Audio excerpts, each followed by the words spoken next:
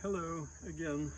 This is a third talk in which we will say a few words more about electronics and inch towards the real history of electronics. But today, for a few minutes, I would like to complete the picture of what electronics is, which I think by itself is quite impressive and interesting once we realize how big it is, how important it is.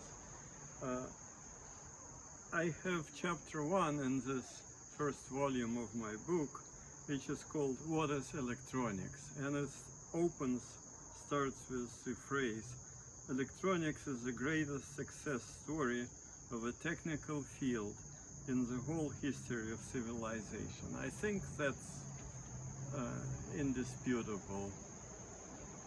Nothing can compare to the success of electronics, especially if we define it so widely as we did, and I will say a few more words about that. But in all of electronics today, the most dominant, the most visible device is, of course, the smartphone. I looked, when I wrote the book, I looked at the statistics.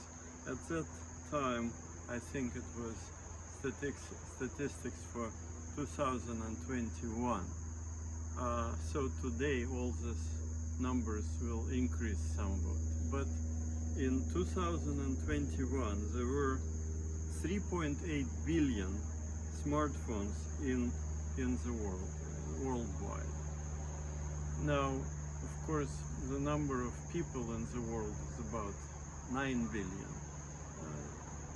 So this is impressive. It's almost as if every second person in the world has a smartphone.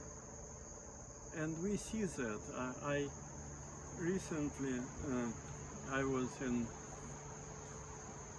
Panama, as it happened, and I pointed to my friends in the car as we were driving that there are some beggars on the street. It's very sad to see beggars on the street. Of course, they are almost everywhere.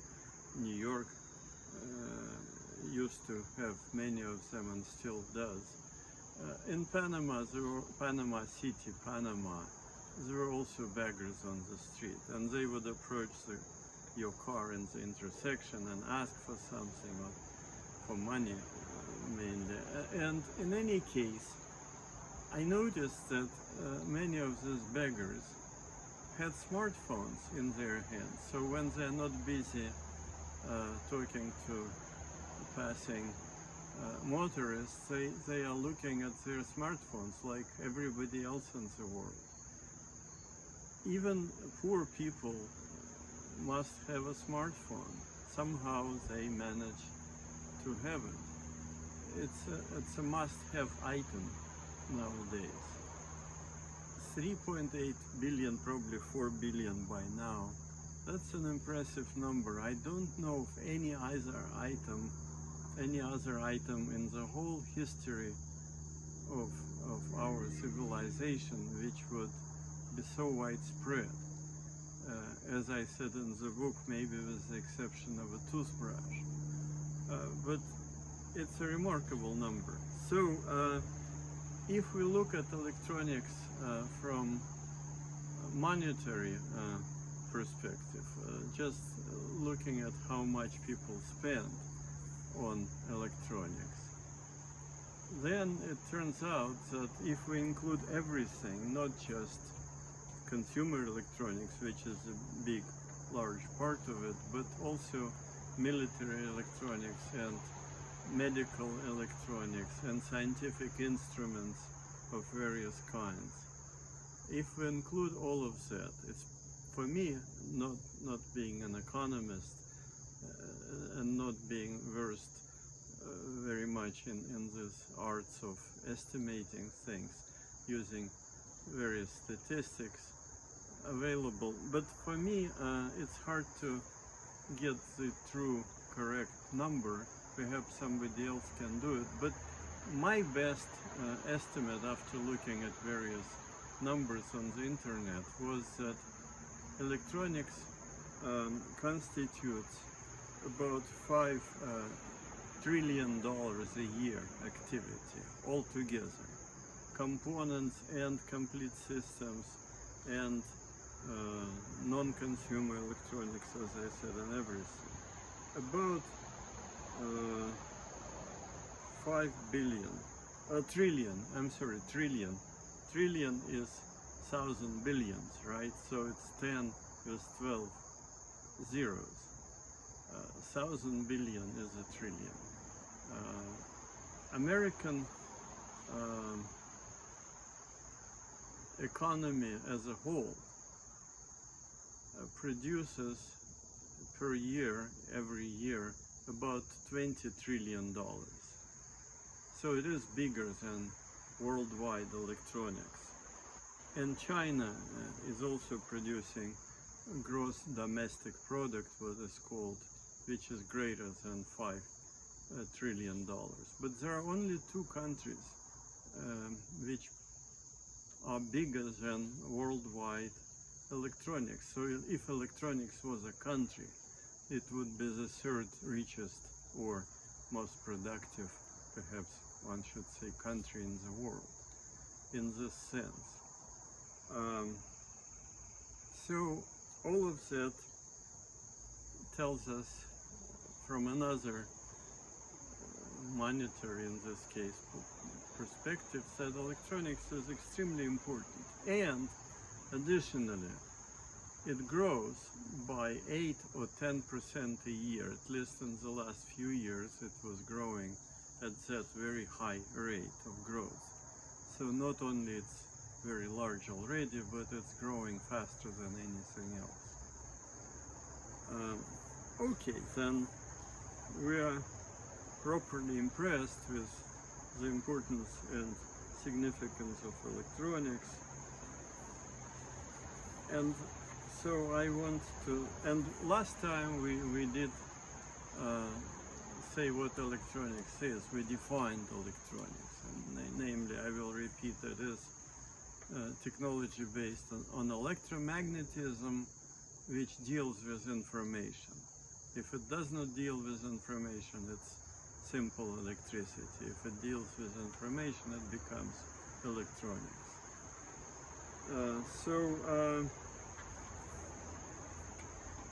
In my book, in that first chapter, I tried to list whatever comes to mind, and I'm sure I missed a few things. Whatever comes to mind in terms of various electronic technologies or aspects of electronics. Maybe I will quickly read that to finish with that subject of what electronics is. So I have here bullets. They're not numbered, but I have bullets. And I say smartphone. I will probably read it briefly, not complete paragraphs, but parts of them mainly. Smartphones and millions of apps which run off them. By the way, it is important to include apps, not only the physical smartphone, but also apps which can serve it. And there are millions of apps written for any of the operating systems used in smartphones. The two dominant operating systems are the one used by Apple, iOS, and Android system. And Android is actually much more prevalent. Larger numbers of smartphones are made by Android system, in the Android system. But in any case, smartphones and millions of apps which run off them, performing incredibly diverse tasks. By the way, a word about these diverse tasks. They are sometimes even hard to imagine. I was particularly delighted and interested to find that there is an app which you can install on your smartphone, which allows you to tune your guitar. So if you're a guitar player, you need to get the notes to tune your instrument, so smartphone provides these notes presumably. So it's an app to tune the guitar and everything else. And then of course at some level it is a real telephone. Let's not forget that also. So anything between tuning your guitar and talking on the phone, anything else. It's an incredibly powerful computer, your telephone and my telephone, right? They're all powerful computers and they can do many, many things. Okay, so then next item, voice telephone and visual video conferencing, Zoom and so on communications. Okay, needs no special comments. Voice telephone was invented in 1876 and then rather quickly spread around the world. So that's an old technology. Radio, audio, music, speech transmitted via electromagnetic waves and systems, radio sets reproducing the signals at distant locations. Television, transmission of moving pictures with sound from a central station and their reception at multiple locations. And then of course, if we're talking about radio, there are radio sets. And if we're talking about television, there are large variety of television sets. So all of that, it's the whole world of television we're talking about. And it's only one item on our long list, obviously. Various radar systems. And that is another big world because radar is being used everywhere now, in police work, in aviation. There is space radar looking at planets and so on. So radar, of course, military applications of radar are extremely important for the military. Various computers, that's a giant section, right? Personal mainframes, supercomputers, and programs which run on these computers. That's yet another world, which is often called information technology. But it's part of our big electronics because it's electromagnetic technology dealing with information, computers. Mathematical modeling performed on computers. Modeling is extremely important, and we include all the mathematical methods and software which go into modeling with the big electronics picture, right? Internet, I probably don't need to tell you what internet is. It's a giant thing where everything is interconnected. Computers are connected through the internet and so on. But it's also part of electronics. Sophisticated hardware and software directing traffic through the internet, including web servers, routers, and routing protocols. So internet obviously has its own specific technologies directing all of this electronic traffic. And we know about them, but we don't normally look in detail at what they are, but there are all these mysterious routers and servers and so on, and we hear about them. Artificial intelligence. If I had to single out one field which has the biggest implications for our future, and everybody looking at electronics would probably say it's artificial intelligence, which of course is based on computers, but also based on new methods of dealing with information called deep learning and so on. And it's applied now to a very large range of problems, from medical diagnostics to finding the shapes of proteins, to image recognition. And not all of it is nice.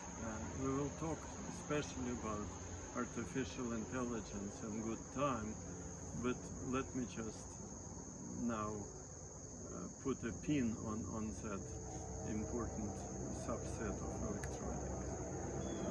Okay, then software for writing, editing and spell checking,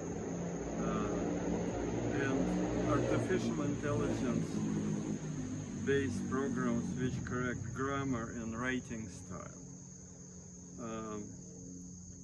Okay, that's a big thing. If you write anything on computers, you're using a lot of that. I used a lot of that when I wrote this book.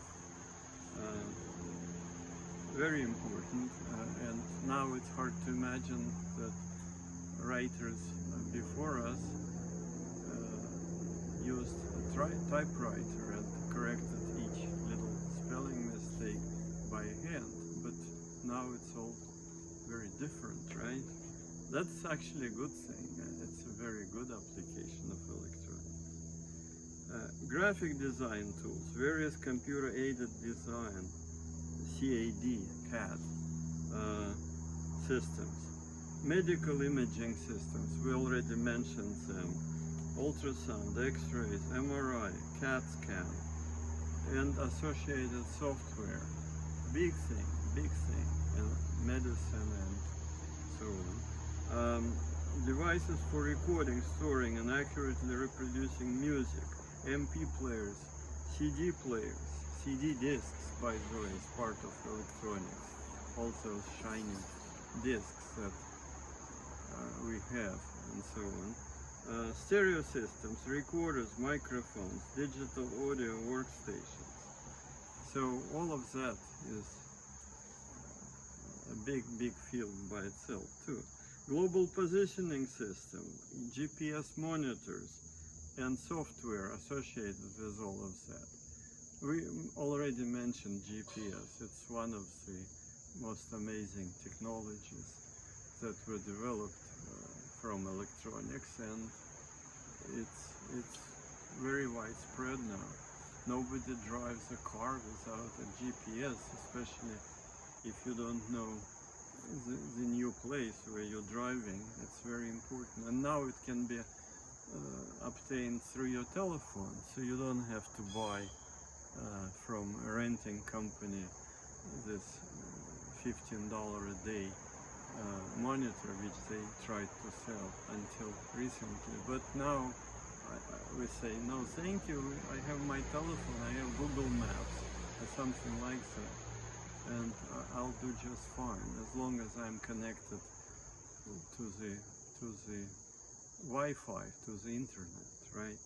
Okay, video games, virtual reality, special electronic equipment used in creating virtual reality.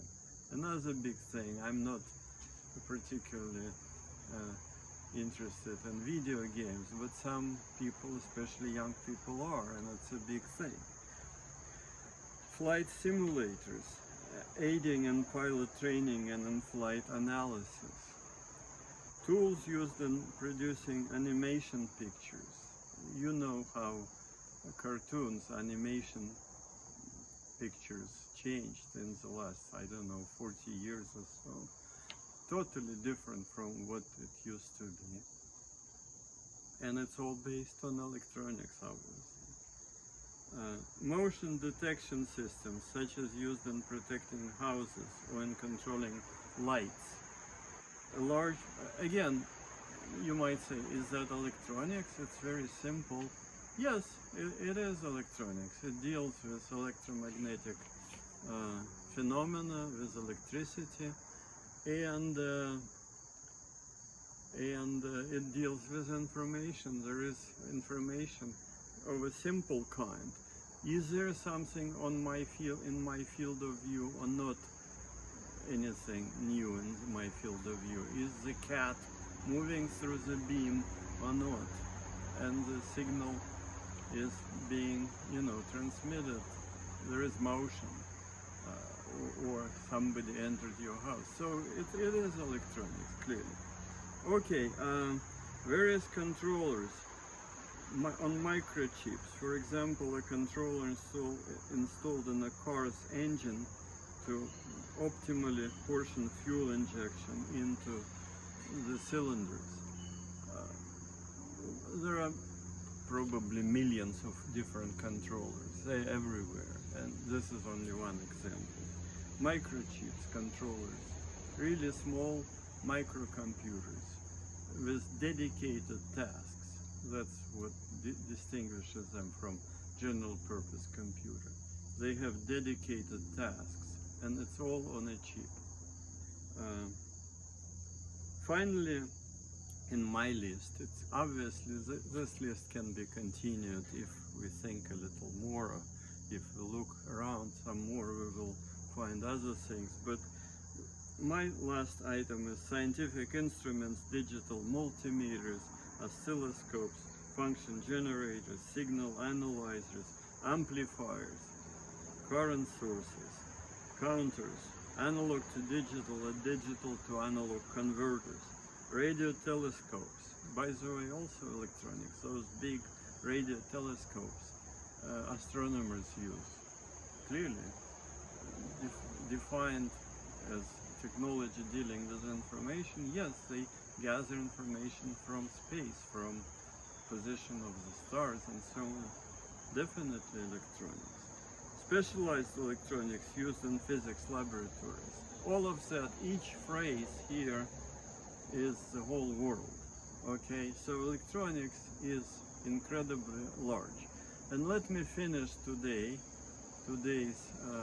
long video, a little longer than previous, as I can see, already 22 minutes.